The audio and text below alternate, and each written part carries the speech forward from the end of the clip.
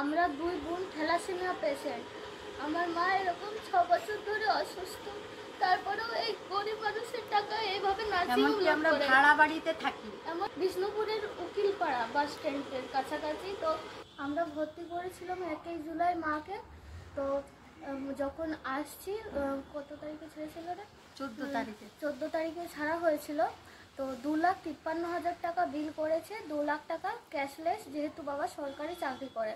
বাকি বোধহয় 3,000 টাকা ছেড়েছে, 50,000-এর মতো দিতে হয়েছে। তো যদি ক্যাশলেসও 2 লাখ টাকা হয়, মায়ের যে হাত ভেঙেছিল অপারেশন হয়নি, সেটার আলাদা বেল্ট ওষুধ বাবা আলাদাভাবে কিনেছে, যেটা 2,50,000 বা 53,000 মধ্যে পড়ে না।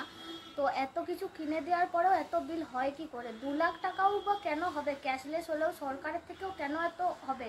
হ্যাঁ, ওনারা দাবি করেছেন যে এর আগে বহুবার ভর্তি হয়েছে, বলতে এর আগে মায়ের যখন পা ভেঙে যায় 2020-তে, তখন মাকে ভর্তি করা হয়। তখন না হয় অপারেশন হয়েছিল, মা ভালো হয়েছিল, তাই আমরা কোনো অভিযোগ করিনি। এখন নিয়ে গেছিলাম, মায়ের স্ট্রোক হয়ে গেছিল, পড়ে গিয়ে ডান হাতটা তো ভাঙা আছেই, বা হাতটাও ভেঙে গেছিল মায়ের। তো এখানে যে ছেড়ে গেছিলো বলটা, সেটা বলেছিল অপারেশন হবে না, একটা বেল্ট কিনতে হবে। তো আমরা বেল্ট কিনে দিই। তো অপারেশন হয়নি, কোনো ইমপ্রুভমেন্ট হয়নি, যেরকম ছিল সেরকমই রয়েছে। তাতে 2,53,000 টাকা বিল হয় কি করে? খাবারটাও মায়ের লিকুইড খাবারটাও আমরা কিনে দিয়েছি, তা সত্ত্বেও এত টাকার বিল করেছে। এমনকি ডোনার দিয়ে বাবা রক্ত দিয়ে এসছে, যখন বাড়ি আসছে লোক তখন ফোন করে জানাচ্ছে যে রক্ত দিতে হবে। এমনকি যখন ওইখানে পেশেন্টের বাড়ির লোক থাকছে তখন উনারা কিছু জানায়নি। এমনকি ওদের ডিউটি চেঞ্জ হয়েছে, রক্ত দেওয়া হচ্ছে রুগীকে 2 দিন পর।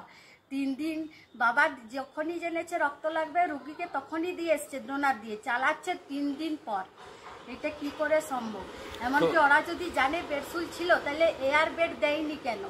এমনকি পরিষ্কার পরিচ্ছন্নও করেনি, বেডসুলগুলো এত বড় বড় বেড়ে গেছে। এমনকি উনারা মুখ দিয়ে খাওয়াবার চেষ্টাই করেনি, নল ঢুকিয়ে খাওয়াচ্ছিল রুগীকে।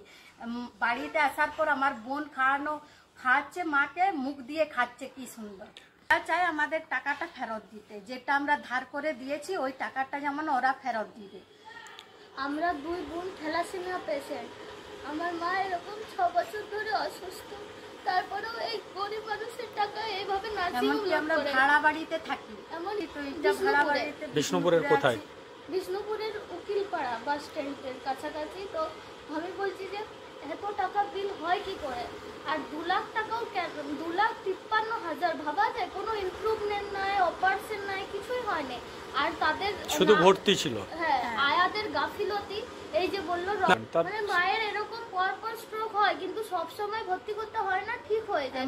ভেবেছিলাম হাতটাও অপারেশন করবে, ওনারা করেনি। বেলটাও যে লিখে দিয়েছে বাইরে থেকে কিনে এনে দিতে হয়েছে।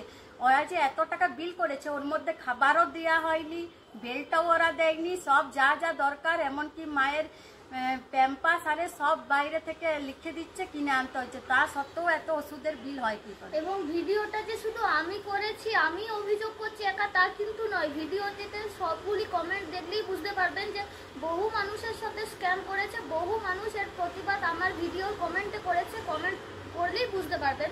এবং তারা আবার নতুন করে ভিডিও করছে যে আমরা নাকি বিভ্রান্ত করছি। আমরাই তো বিভ্রান্তিত হয়েছি যে এত টাকার বিল কি করে হয়।